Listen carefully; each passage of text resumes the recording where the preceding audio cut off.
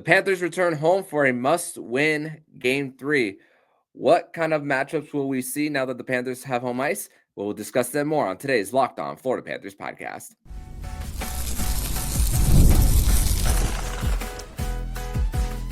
You're Locked On Panthers, your daily podcast on the Florida Panthers.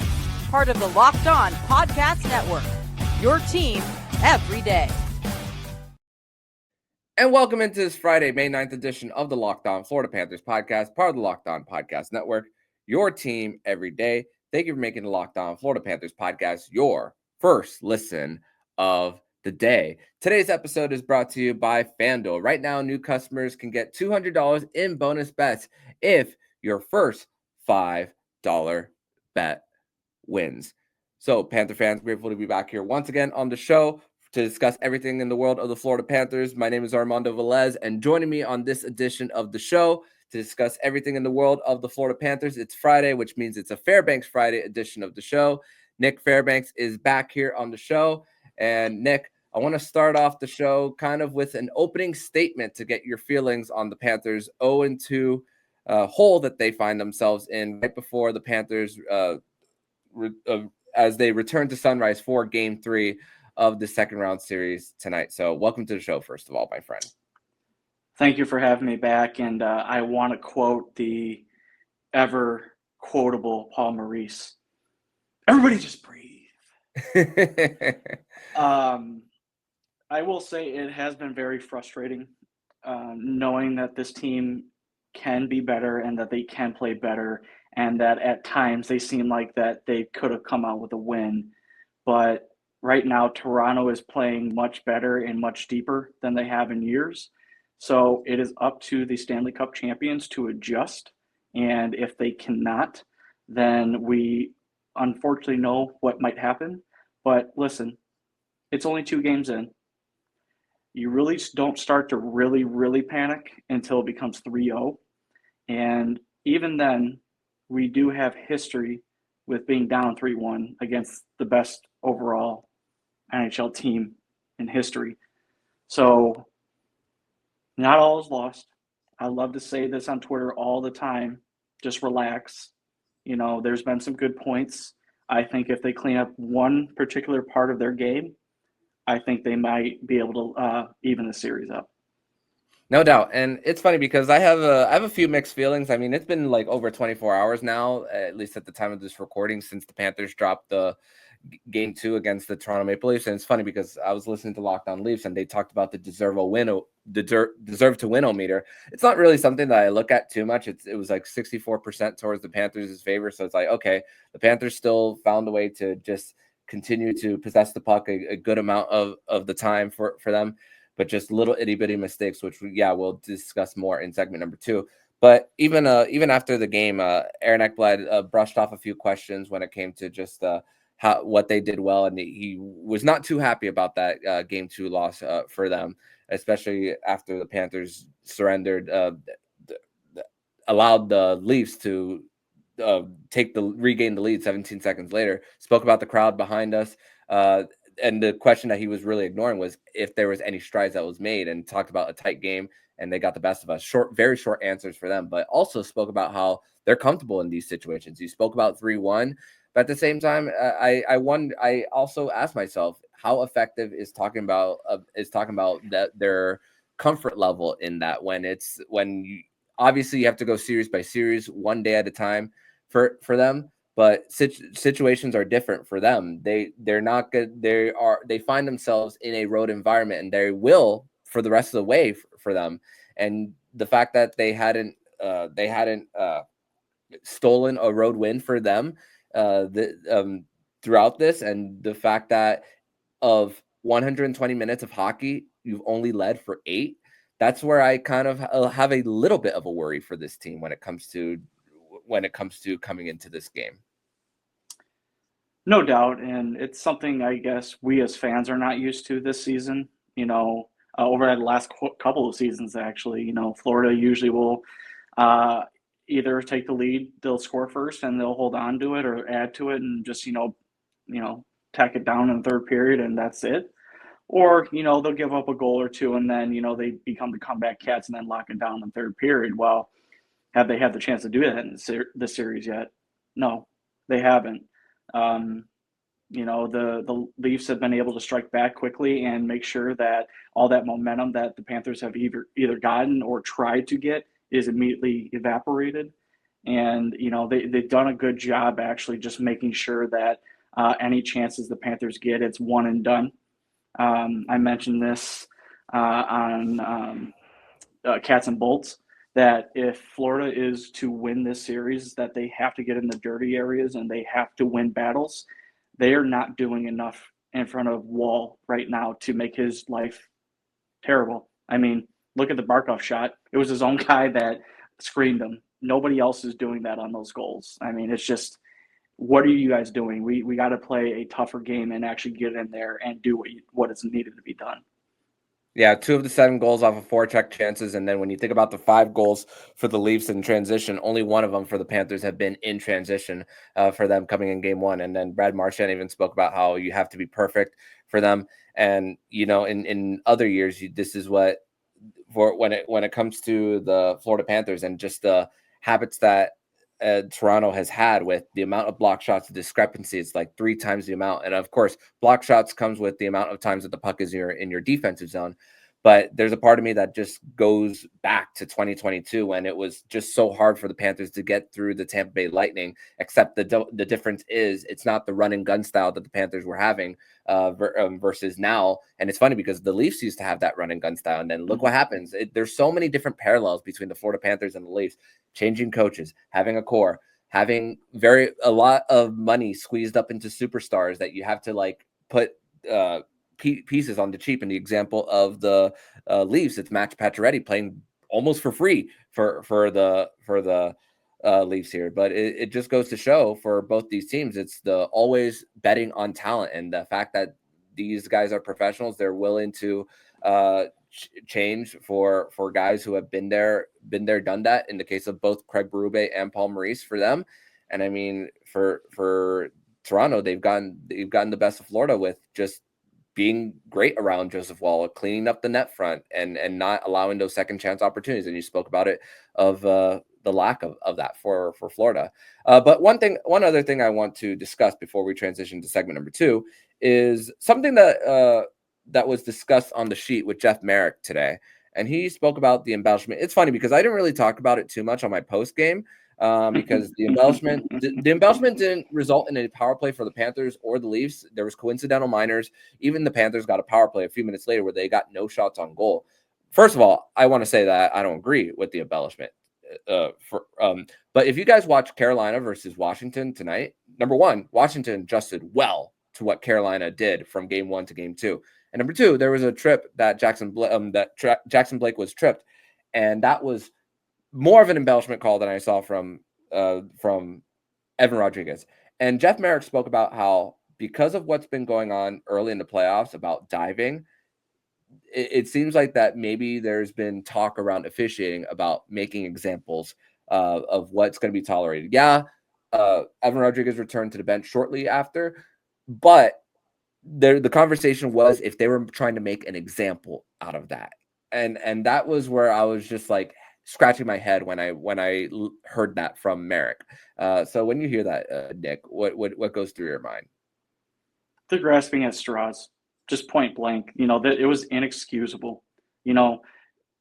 I will say this: there are players that will draw penalties just to turn their numbers to the player because they know they're going to get boarded. That's not diving. That's literally just turning your numbers and taking a hit. You're still being boarded, but you're not embellishing it. The way you embellish something is you make it seem so much bigger than what it was. Like somebody trips you and you throw your leg up, or you decided to go face first in the ice, whatever it is.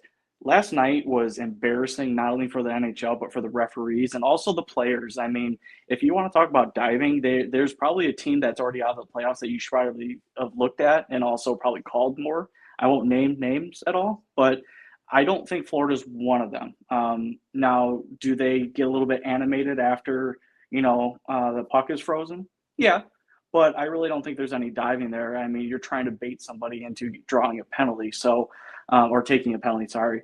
But last night was ludicrous. And I think one of our guys in the chat said, I'm surprised they didn't call for Hagee for goaltender interference when he got tripped, just to show like how ridiculous that call is. And again, I think Merrick was just trying to give it some kind of credibility, which there was none. It was a stupid call. Yeah, no doubt. And I'm just wondering how the players and the referees do adjust from here on after one call that was honestly a topic of conversation through podcast and TV all throughout today. And I wanted to just bring that up once again before we turn the page officially. But we're going to transition over to segment number 2, where we are going to discuss what the Panthers have to do better when it comes to the transition game. And do we still have faith in Sergei Bobrovsky? We're going to discuss that next here on the Locked On Florida Panthers podcast. Today's episode is brought to you by Amazon Fire TV Stick. And did you know your Fire TV is also an Xbox? Turn any TV into your gaming and entertainment hub with Fire TV 4K device. No console required. Just grab your pair control, subscribe, or sign in to Xbox Game Pass Ultimate with EA Play included, and you're ready to play. Dive into hundreds of premium titles from EA Sports College Football 25 to Call of Duty Black Ops 6 and Avowed as easily as you stream your favorite shows. It's gaming made simple, and it's all on your Amazon Fire TV. With Wi-Fi 6E and low latency mode advanced technology, Fire TV Stick 4K delivers smoother, more responsive gameplay with lightning fast speeds you need to stay competitive. With 4K streaming, watch more than 1.5 million movies and TV episodes from your favorite subscribe services like Netflix, Prime Video, Disney Plus, Max, and more. And this is a device that I'm really like using. That Fire TV Stick 4K can be a game changer, and it helps the gaming experience. And it's a great option to start playing your Xbox. So head to Amazon Fire TV /Fire TV Locked On to get started. Amazon.com/Fire TV Locked On. Xbox Game Pass Ultimate subscription and compatible controller required. Available on your select devices, including Fire TV Stick 4K 2nd Gen, Fire TV Stick 4K Max 1st and 2nd Gen, and Fire TV TVQ 3rd Gen. Also, today's episode is brought to you by Indeed. And did you realize that you needed to hire somebody yesterday? How can you find amazing candidates fast? Easy. Just use Indeed. When it comes to hiring, Indeed is all you need. Stop struggling to get your job post seen on other sites. Indeed sponsors job helps you put the top post at the top of the page and help you reach the candidates faster. I've been in a spot where I've needed to hire like yesterday. The pressure's on, and every day without the right person is a setback. That's exactly when Indeed's sponsored jobs comes in handy. They make sure your job post is seen by the right candidates right now. Now, speed up your hiring process with a $75 sponsored job credit. Just go to Indeed.com/lockedon right now to support our show by saying you heard about Indeed on this podcast. Terms and conditions apply. Hiring Indeed is all you need.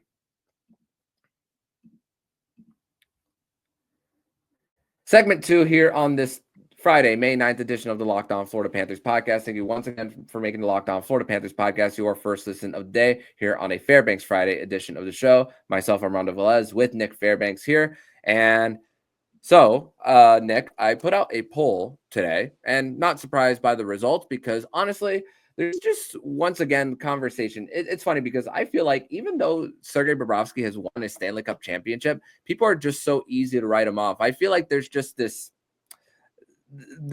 I don't know what the right word for it is, this stigma around the $10 million goaltender when it comes to just overall team building, that even with winning the cup, there's just so much conversation about whether Bob can get it done. And then there's even conversation about, oh, this is why you don't trade his backup for the defenseman, yada, yada, yada. But I'm not going to go deeper into that. But the poll that I put on X, 72 votes, out of 72 votes, 58% say that they have faith that he'll be bounced back, and 42%, say very worried for him. I'm with the 58%, Nick. I don't believe that we will see a goal given up like the one Mitch Marner that he gave up to Mitch Marner. And then it's funny because it feels like it's so much low-hanging fruit for the conversation of the discussion is to beat Sergei Bobrovsky. The Athletic Hockey Show even talked about it, that beat him high glove, and that's the best way to beat him. And that's and that was a topic of discussion then for him as well. But I just where do you stand on that? Listen, he was the first goaltender to be paid $10 million a year to win a Stanley Cup. Mm-hmm. No other goaltender has made that much money and won the cup. He was seen as an albatross, an anchor, whatever you want to call it. He's done the job the last 2 years to get to the Panthers to where they are now. You got to give him the benefit of the doubt. Has he had the best 3-game stretch? No. And has he done that during the season? Yeah, he has. But guess what? He always bounces back, and he has ridiculous numbers to back it up, and he gets wins. Was the Marner goal, was that soft as hell? And, was it reminiscent of when he first signed with the Panthers? A little bit. Mm-hmm. But you cannot 100% put this on him. Paul even said it during, I can't remember if it was last night or the game after game 1, that he did not put the first 3 goals on Sergei. He had I think it was the first game.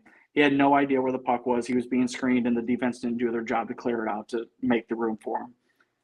Defense still didn't help him out in game 2, and he basically had to stand on his head. And unfortunately, when you have too many on-man rushes, they're going to actually eventually score one. And again, he's there to really give the team a chance to win. And guess what? He did. They only lost by 1 goal. Mm-hmm. Yeah. So, yeah, good point there. And yeah, the Marner goal was a bit of a muffin for them. But Paul Maurice did speak about how the Panthers do need to understand their game when it comes to just the adjustments they make, the fact that they're not going to go away from it. And hey, a lot of zone time. But again, for the Panthers here, it's just about continuing to get into proper lanes. They're not going right into Leafs players, but also the transition, the pinches. That is the biggest issue that we saw for the Panthers through games 1 and 2. And I just wonder, because with how bad they were, especially in game 2, I mean, Aaron Ekblad comes back from a suspension. Both times the Panthers lose the first game for the Panthers. I wonder if there is going to be an adjustment for that blue line, knowing that everything is placed back with them getting a game under their belt. But at the same time, when Paul Maurice speaks about understanding the game, I'm wondering if the Panthers are going to be less aggressive on pinches for them, even if that means less shot quantity for them over quality. Because we saw if you watched game 2 of Carolina Washington, still Carolina had a whole bunch of shot attempts, but not as much landed on goal as game 1 did. For the Panthers, it's the same. It's games 1 and 2, still a lot of shots for them. Outshot Toronto by 8 in game 2. So I'm wondering if the Panthers are going to go into a position where they're still going to be back at the blue line. And even if the puck is flipped out a little bit, that the Panthers are going to go into the mode of sweeping the puck up the boards in order to get back, in order to not give up that rush. So what do you think? What do you think of that? And do you have a different way of looking at it when it comes to just protecting that neutral zone? So I think it comes down to 2 things, and I do agree with you. They need to adjust, and it's probably not easy because Ekblad's been out, 22 out of the last 24 games or whatever you want to call it. Not a lot of time to really kind of mesh everything back together. I mean, Forsly's probably more used to playing with Jones now, but yeah, you got to kind of get back to that because you know what? It's much better for Jones to be down there. But with that being said, I don't want the Panthers to not get less aggressive. I want them to be smarter about when they want to be aggressive. I am tired of Nico Mikkola pinching every damn time and going below the circles. That's not your game. Your game is to keep the puck in and keep it low. If you have a chance to carry it down there, that's fine, but you have to make sure one of your forwards is coming back to cover you and cover anybody who might be trying to cherry pick because let's face it, The Leafs are doing that because it's exploiting exactly what the defense is giving them. So that's hats off to them. I can't say anything bad about that. So you got to be smarter about your pinches. And then secondly, stop taking stupid penalties.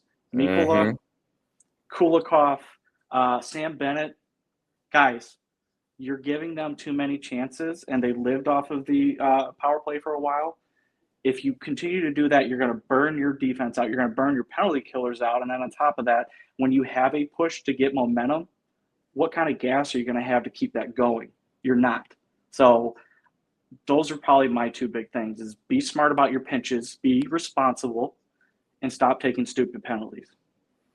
Yeah, and the fact that you have a good amount of your big contributors playing on the penalty kill. I mean, Alexander Barkov, Sam Reinhart, Etu, who's a +9. My goodness, he's a +9 so far.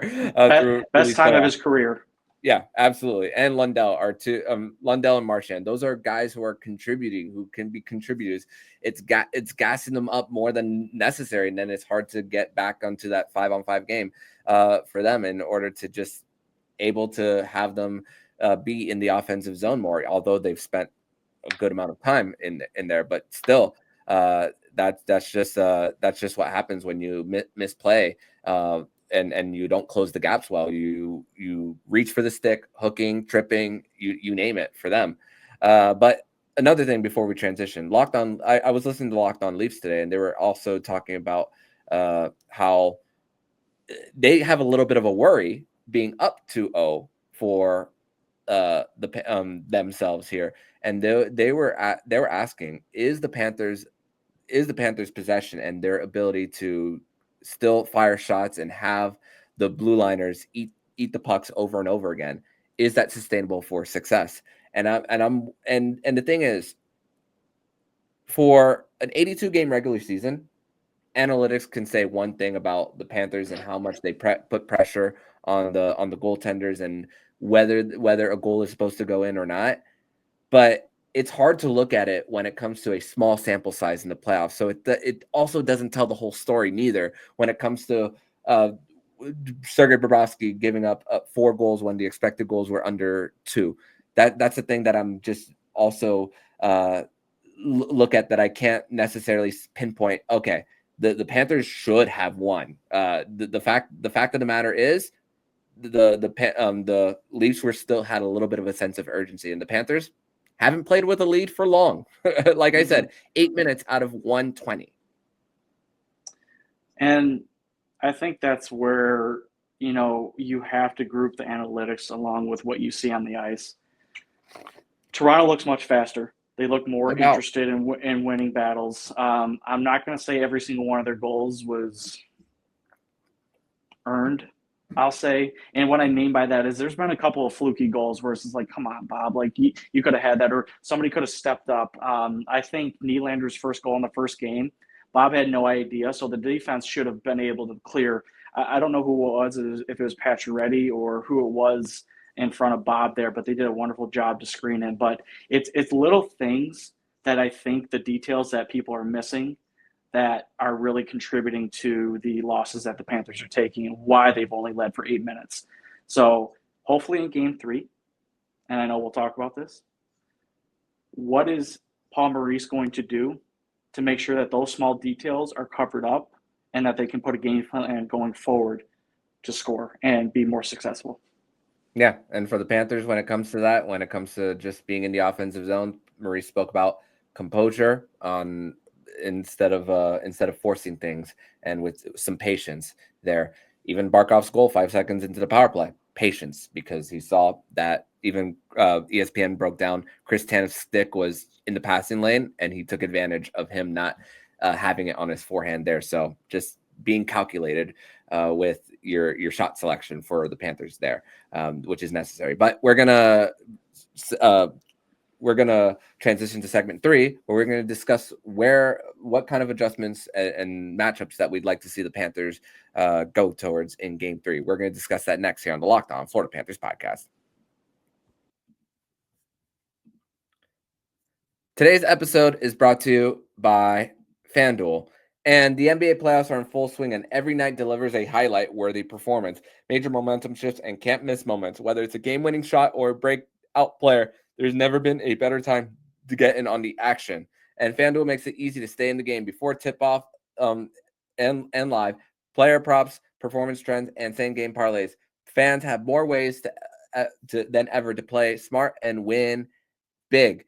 And I got a few eyes on the NBA playoffs, just like how I have a few eyes on the Stanley Cup playoffs with the Carolina Hurricanes and Washington Capitals being all tied up at 1, and also with at this moment in time, Vegas Golden Knights, they're up 1-0 against the Edmonton Oilers in Game 2 of their series right now, and you could get bonus bets of $200 if your first $5 bet hits. And if you're new to FanDuel, it's the perfect time to sign up. Head to FanDuel.com and place your first $5 bet. If it wins, you'll get $200 in bonus bets. Make every moment more with FanDuel, the official sportsbook partner of the NBA.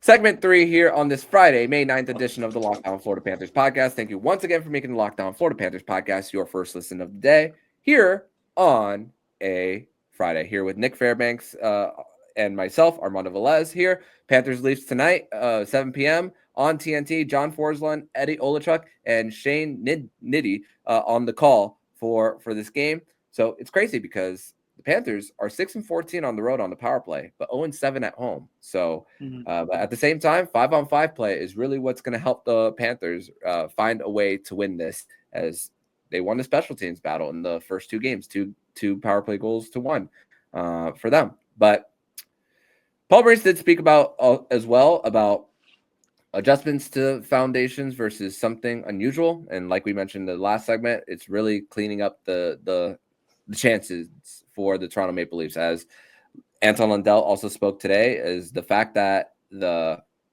Leafs like to stretch you out. That's the main thing that they like to do, and it's all about trying to catch them, not have them behind you for this. But let's talk about where we expect the lines to be for the Panthers here. So I was looking at Natural Stat Trick to see what the matchups were, and the Barkov line against the Matthews-Marner line. It's crazy because, yeah, more scoring chances for, but -3 against that line still at 5-on-5. And the matchups for that line versus the Tavares line, 4 times the amount of time of that line versus the Tavares line. So I'm going to look for the Panthers, that Barkov line, to possibly be matched up against the Scott Laughton line on line 3, and then have the Lundell, Marchand, Luosterainen line match up against the Matthews line for them. And then you could switch here and there of what you want the second line to match up with, because they have struggled with being matched up against the bottom 6. And yes, we know that Matthew Tkachuk definitely has to be better. So are you in that same ballpark, or what are you looking for when it comes to just the matches overall? So I like the move that the Barkov line is probably going to see more of Scott Laughton, because Scott Laughton couldn't hold a candle to Barkov. I mean, it was a good acquisition by the Leafs. He gives them a little bit more sandpaper and a dependable centerman. However, I think the main thing that is holding the Panthers back right now is the scoring from the leaders of this team. You know, I think I spoke about Barkov not scoring a meaningful goal, and here he does. You know, he scores the first goal of the game last game. I'm still waiting for Gardner Verhaeghe. I'm still waiting for Reinhart. I'm waiting for Matthew Tkachuk. To me, it doesn't matter what the matchups are. You got to play your game, and you got to set the tone. And I don't think Florida's done that in the first 2 games. But with that being said, I do like Barkov against Laughton. I trust the third line going against Matthews. I think that they will give them trouble, and they're able to actually extend plays when trying to, I guess, win battles along the board. I mean, look at Eetu Luosterainen, probably playing the best, hockey of his career. And that's saying a lot. He's playing it at the best time, of the year.